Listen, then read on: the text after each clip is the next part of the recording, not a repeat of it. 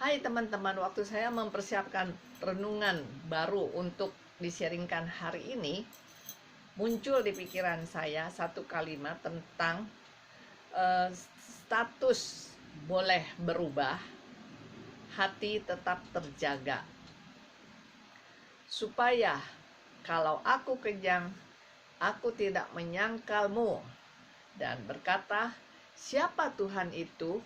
Atau kalau aku miskin, aku mencuri dan mencemarkan nama Allahku. Amsal 30 ayat 9. Tak bisa dipungkiri, perubahan status sosial atau tingkat ekonomi seseorang seringkali mempengaruhi sikap hati dan gaya hidupnya. Ketika orang masih hidup dengan segala kesederhanaan, tidak banyak hal yang ia tuntut di dalam kehidupannya. Seberapapun berkat yang diterima, dari hati tetap keluar ucapan syukur seperti Rasul Paulus katakan, aku telah belajar mencukupkan diri dalam segala keadaan. Filipi 4 ayat 11. Dan bahkan dapat berkata, asal ada makanan dan pakaian, cukuplah.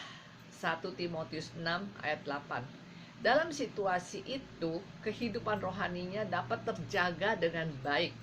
Berdoa dan membaca Alkitab dilakukan secara tekun. Jam-jam ibadah tidak pernah ditinggalkan. Dan bahkan tampak giat melayani pekerjaan Tuhan. Seiring dengan berjalannya waktu, ketika doa-doanya beroleh jawaban dari Tuhan, sehingga hidupnya dipulihkan dan diberkati secara materi, tanpa sadar perubahan pun terjadi. Gaya hidup dan sikap hati berubah secara drastis. Suami semakin disibukkan dengan kegiatan-kegiatan di kantor yang memaksanya untuk pulang selalu terlambat. Istri mulai mencari kesibukan lain untuk mengusir rasa sepi di rumah. Nah, dampaknya anak menjadi kurang perhatian dan berontak. Kehidupan rohani pun terkena imbasnya. Saat teduh, berdoa dan baca Alkitab tidak lagi dianggap penting. Pertemuan-pertemuan ibadah sering ditinggalkan. Dan akhirnya persekutuan dengan Tuhan pun menjadi renggang. Mengapa? Mereka merasa tidak lagi membutuhkan Tuhan, karena apa yang dibutuhkan telah tersedia, sehingga tak perlu lagi bergumul dalam doa dengan derayan air mata.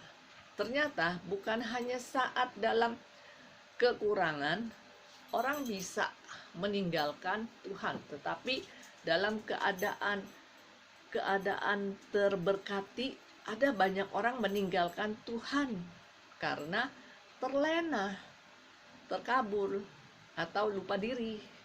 Kelimpahan materi dan berkat bisa menjadi celah bagi iblis untuk menjerat hidup seseorang. Kemudian ia mencondongkan hatinya kepada harta dan tidak lagi tertuju kepada Tuhan. Adakah kamu sebodoh itu? Kamu telah mulai dengan roh, maukah kamu sekarang mengakhirinya di dalam daging? Galatia 3 ayat 3. Tuhan Yesus memberkati.